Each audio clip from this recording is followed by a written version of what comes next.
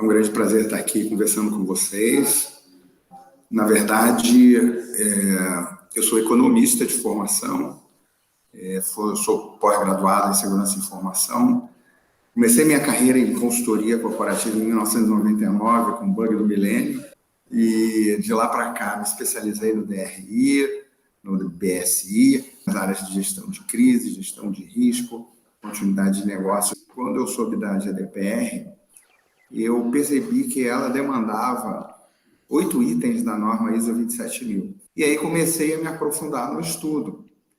Quando ela saiu em maio de 2018, contactei alguns dos meus clientes, que eu sabia que tinham relacionamento com o mercado europeu, e logo em seguida veio o projeto de lei da LGPD. O problema começou quando a lei foi aprovada, porque a lei foi aprovada em agosto. Quando chegou setembro, que eu comecei a visitar os meus clientes e perguntar sobre o assunto, ninguém tinha ouvido falar da lei. Se você levar em conta que a lei não trouxe nenhuma novidade, ela está trazendo a obrigação de boas práticas de governança, tem 20 a 30 anos, com a ISO 27000, com o COBIT, com a ITIL. Ou seja, na realidade, as empresas já deveriam ter esses procedimentos internalizados. O que eu costumo ouvir? Segurança de informação é importante, é pertinente, mas não é prioritário. E não é prioritário porque ele envolve custos que reduzem o resultado no final do ano. Então, é uma coisa que é sempre postergada. Só que com a lei, isso acabou. Se você vê, eu sou especialista em plano de continuidade. 8 entre 10 empresas que têm plano de continuidade implementado nunca testaram. Então, da mesma forma, quando as pessoas falam da lei, eu digo o seguinte: primeiro, a LGPD não é uma lei. A LGPD, ela copiou um regulamento que tem uma base técnica e que, pela tradução, se perdeu. Então, inicialmente, foi abordado com vários advogados, vários grandes escritórios, pouquíssimos deles reconheceram o seu percentual de participação na adequação. Muitos advogados acharam que, pelo termo lei, era um assunto jurídico, e quando tentaram implementar, tiveram problemas gravíssimos, porque eles ofereciam a conformidade da lei aos seus clientes e, na execução, não conseguiam chegar ao final. E um desses advogados, ele diz: o técnico menos capacitado sabe mais sobre TI do que o mais capacitado dos advogados. Poder entender o requisito que a lei exige em termos de segurança de informação. No que tange a adequação à lei, eu entendo que há uma participação muito maior das áreas de processos propriamente ditas, ajuste de procedimentos processuais, do que implementação de segurança ou ajuste de tecnologia de informação. A ISO 27000, por exemplo, você encontra ela em praticamente todas as circulares do Banco Central. Há uma cobrança muito forte, inclusive tem a circular que foi publicada em agosto do ano passado, que eles chamam de circular de cibersegurança, em que eles resgatam a importância do plano de continuidade, onde isso tudo, todo mundo conhece de trás para frente. Eu estive em Brasília conversando com 2 grandes bancos, e o maior problema que um deles assumiu para mim é conseguir analisar nas áreas de negócio quais os ajustes de procedimento eles devem fazer. O que isso implica em termos de jurídico, ou de TI, ou de SI? Nada. É ajuste de processo. Então, o que eu defendo na verdade, o envolvimento das áreas de negócios são responsáveis por 50% no processo de conformidade. Uns 15% com o jurídico, que normalmente se restringe a 3 atividades. Primeiro, documentar a base legal da coleta, análise e ajuste de contratos e alinhamento da política de privacidade com a política de segurança e o código de conduta ético. Eu não vi o jurídico atuar mais que isso no processo de conformidade. Como é que vai ocorrer a fiscalização? Basicamente, 3 situações. Primeira situação, ocorreu um vazamento, né? E aí vão partir para cima para verificar o que houve de fato. Segunda situação, houve um vazamento de privacidade, sim, a empresa identificou, se denunciou. Terceira situação, denúncia. Cliente, fornecedor e concorrente querendo quebrar as pernas da empresa. O que aconteceu na Europa, de maio de 2018 até maio de 2019, o site da autoridade europeia recebeu 60 e poucas mil denúncias. O jurídico tem essa participação. O TI e a SI, o TI já presta seu serviço de infraestrutura. O que ele vai fazer é adequar em relação a alguns requisitos de lei que têm relação com mapeamento de dados, estruturação, proteção, aquela coisa. E a SI fortalecendo aqueles 8 itens que a lei exige. Todas as empresas que eu visito, todas, sem exceção, eu nomeio os 8 itens da 27.000 que a lei traz no seu bojo, e eu digo, vocês têm essas 8? Ninguém tem. Tem uma, tem outra.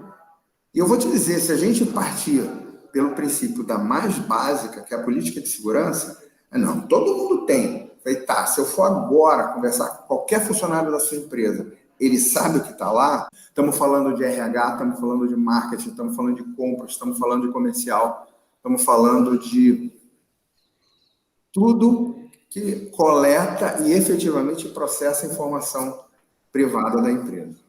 Temos que nos preocupar ou dar foco à criação das evidências de atendimento aos mecanismos de controle da lei. Quando a gente não tem um caminho, a gente tem que construir. Sim. Para eu poder tratar processo de conformidade, eu criei um framework de implementação, em 14 fases.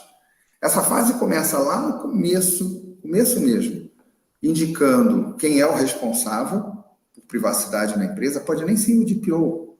Lá no começo não precisa ser o DPO, mas tem que ser alguém responsável. Tem que ter um pai do filho feio. E a elaboração de uma política de privacidade coringa, genérica, que vai orientar o restante das fases. Essa é a primeira fase. Se a gente não fizer o planejamento do projeto numa sequência lógica, como está a tua política de segurança? Aí eu tenho, tá? E como é que ela está? Mas o fato da lei ser prorrogada ou não, ela não muda o fato de que a empresa terá que se adequar. Qual é a grande vantagem de se começar a trabalhar no assunto agora? Primeiro, se você levar em conta que já existe um acordo da Comunidade Europeia com o Mercosul, estreitando as linhas de comércio, só vai participar quem já estiver em conformidade com a GDPR. Esse é o primeiro ponto. Segundo, não estamos falando de nada de outro mundo, estamos falando de boas práticas reconhecidas, testadas, amparadas. Então, por conta da lei, veja bem, o prazo é de se cobrar das empresas a conformidade. Se a conformidade passasse a valer hoje, as empresas que não estivessem em conformidade seriam multadas? Não. A não conformidade não gera multa. Vazamento e você não está em conformidade. Aí, qual o problema, qual o risco que a empresa corre? Como hoje ninguém pode ficar calado, porque senão vai estar indo contra a lei, a autodenúncia é obrigatória, por isso estamos vendo tantas notícias de vazamento ultimamente, aí você não pode ficar quieto. Você diz, sofreu um vazamento. O que vai acontecer? O Ministério Público vai bater na porta. Deixa eu ver as tuas evidências. Aí você não tem nada. É a diferença entre uma multa de 2 milhões e 500 mil. Óbvio, porque a própria lei diz que existem 11 medidas atenuantes. E as medidas atenuantes mais poderosas é a implementação de procedimentos e políticas que minimizem o risco de vazamento. É uma visão muito simplista das próprias empresas e ganhamos tempo. Não, porque se ocorrer um vazamento e vocês não apresentarem evidências, a multa é grande. Se vocês apresentam evidências que estão fazendo algo, vocês conseguem contestar esse valor até um valor menor, podendo chegar até uma penalidade, dependendo do tipo de vazamento. Pela nova lei, o titular dos dados tem direito de acessar, revisar, alterar e até solicitar a exclusão da base de dados. Como é que eu posso evidenciar a exclusão da informação de alguém? Você tem um contrato meu assinado. Eu disse, eu quero que você destrua esse contrato. Como é que você vai evidenciar que destruiu esse papel? Não tem como, porque você destrói a evidência. Como é que você prova que você executa esse processo? Formalizando o procedimento em um documento. Porque a agência também ela vai ter a boa-fé de chegar e dizer, mas você destruiu? Aí você pega o papel e diz, olha aqui, ó, nós temos um processo, o responsável é esse, ele faz assim, é destruído dessa forma e é descartado desse jeito. Existe um processo. É diferente de você chegar no lugar e dizer, você descarta a informação, descarta. Cadê a evidência? Não tem. Como é que você faz? Eu aperto o delete. Segurança de informação é, antes de tudo, a criação de evidências. Estudar LGPD para implementar em uma empresa é que nem querer aprender a dirigir decorando o Código Nacional de Trânsito. Se até pelada de rua tem regra, como é que eu vou implementar a conformidade de uma organização a uma lei tão extensa como a LGPD se eu não defino essas regras? Privacidade é um assunto que poucas pessoas conhecem. Então, como é que eu vou começar a falar da noite para o dia, começar a falar de privacidade, cobrar privacidade dos funcionários, se eles não sabem o que é? Eu tenho que dar para eles uma referência. E essa referência vai ser baseada no quê?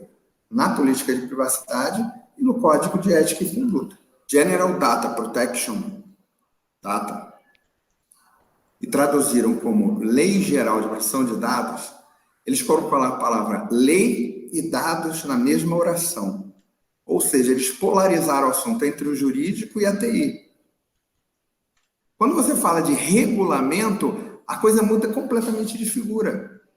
Então, a primeira coisa que é necessário fazer é entender o que é LGPD é, para você saber o que você vai contratar.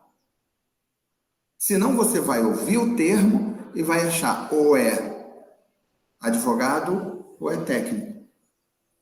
Então, é fundamental que as pessoas, antes de partir para a contratação, saibam do que eles estão falando. E, eventualmente, contratem de forma correta, percentualmente. Muitas empresas começaram a adaptar a finalidade do seu produto, do seu serviço, para adequação ao LGPD. Tem uma grande empresa de segurança antiga que pegou um produto que ela tem de gestão de risco e começou a oferecer como ferramenta de gestão de conformidade LGPD. E a apresentação de uma empresa que fazia gestão de governança de TI para fazer gestão de implementação de LGPD. Você está recebendo uma visita com alguém, trazendo uma bala de prata, pede para mostrar quem ela matou. Deixa eu ver como é que é o teu relatório final. Porque aí, se você já conhece o que é LGPD e você olha o relatório final, você vai dizer, isso não resolve o meu problema, isso é parte do meu problema.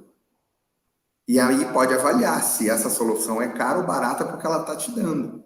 O que você não pode é ouvir o discurso comercial de alguém que está dizendo que vai resolver o teu problema e, por exemplo, está apresentando só um inventário de dados. Eu tenho convicção de que cerca de 50% do processo de adequação é ajuste de processo. E não vai existir software, hardware, nada que faça isso. Isso é feito processo a processo, analisando tete a tete. Se ocorrer um vazamento, você vai pagar essa multa. Por isso que eu falei, hoje, nessa situação que estamos, nesse momento que estamos vivendo hoje, a adequação à LGPD é muito mais uma questão de gestão de risco do que atendimento à lei. O vazamento de dados nem sempre é decorrente de um cyberataque. Existiram dois grandes cases, duas situações emblemáticas na Europa que nada tem a ver com invasão. Primeiro, o caso do funcionário da British Airways que perdeu um pendrive com informações de folha de pagamento. Ele foi encontrado, encontraram os dados de folha de pagamento e deram uma multa de $100 mil, 100 mil libras para a British Airways. O segundo caso foi de um hospital em Portugal e os médicos os denunciaram ao hospital porque qualquer um tinha acesso ao prontuário dos doentes e tomaram uma multa de 400 mil euros por conta disso. Não é preciso haver um cyberataque, isso é um equívoco. As pessoas acham, às vezes, que é preciso ter uma invasão. Não. Nos dois casos, se você tivesse promovido conscientização e treinamento, você teria impedido. Surgiram vários oportunistas. Esses oportunistas tiveram uma leitura própria da LGPD para poder oferecer um produto ou um serviço que efetivamente eu não considero adequado. É diferente da compliance pelo seguinte, no caso da compliance, é um processo que eu tenho que implementar. É um bolo que eu tenho que assar. Então, eu tenho uma receita para ter esse bolo. A lei é diferente. A lei, ela diz o que você não pode fazer. Só que o não pode fazer vai depender do que você faz. Se você é uma empresa, se você é um hospital, você tem lá o prontuário de paciente. Se você é uma imobiliária, você não tem prontuário de paciente. Então, o que se aplica no hospital não se aplica na imobiliária. Não só os procedimentos são diferentes, como, na medida em que você faz um diagnóstico situacional, um gap analysis da situação atual da empresa em relação ao requisito da lei, o grau de maturidade varia entre as diferentes empresas. Então, o que você tem que fazer para ajustar é diferente para cada empresa. Não é receita de bolo. Você não pode presumir. Você tem que investigar. Você tem que efetivamente entrar em cada processo. Desde o começo eu estou falando, a lei ela cita 8 itens da 27.000. Inclusive saiu recentemente a ISO 27.701. Gestão de sistema de privacidade. Para você ter a certificação 27701, é 27.001. Está endossando a minha tese de que privacidade é um estado obtido pela segurança da informação. Não é uma coisa que você não busca privacidade em si, ela não existe. Se eu não tenho segurança, eu não tenho privacidade. Então, a lei não tem certificação. E você se certificar na 27701 não te garante aderência à LGPD. A compliance, ela é uma auditoria. Ela vem por trás vendo se a coisa está sendo feita de forma correta.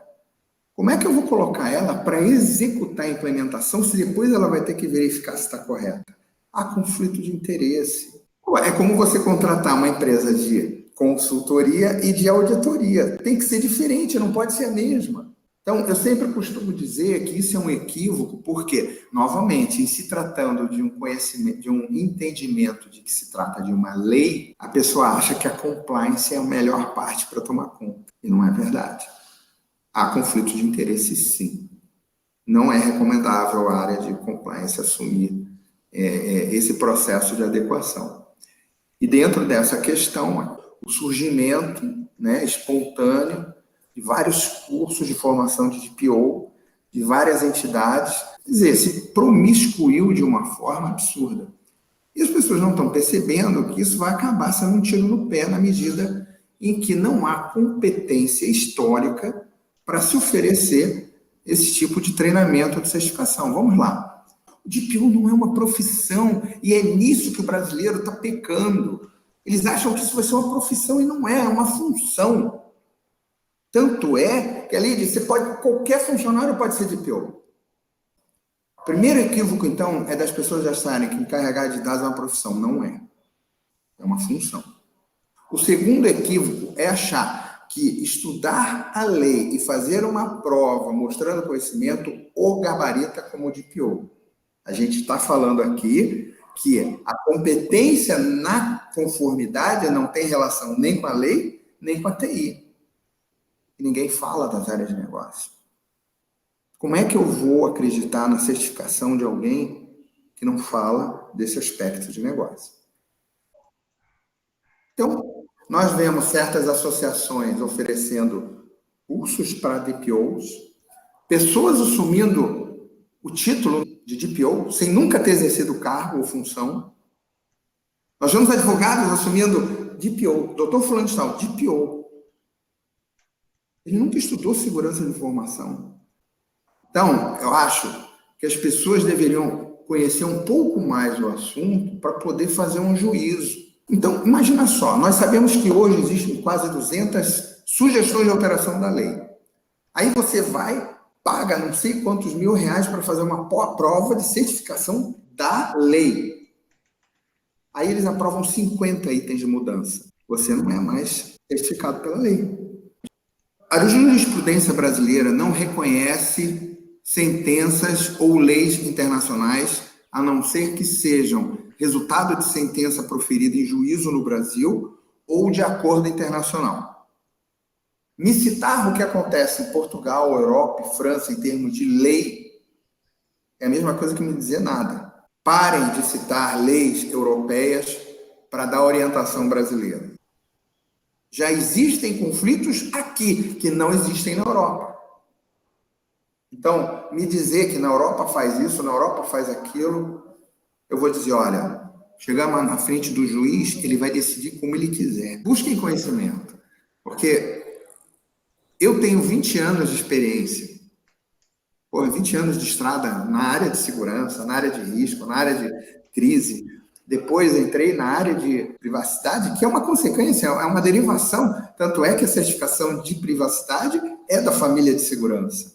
Então, eu diria que é um crescimento natural, faz parte. Para que vocês, como profissionais, possam participar desse jogo de uma forma mais justa.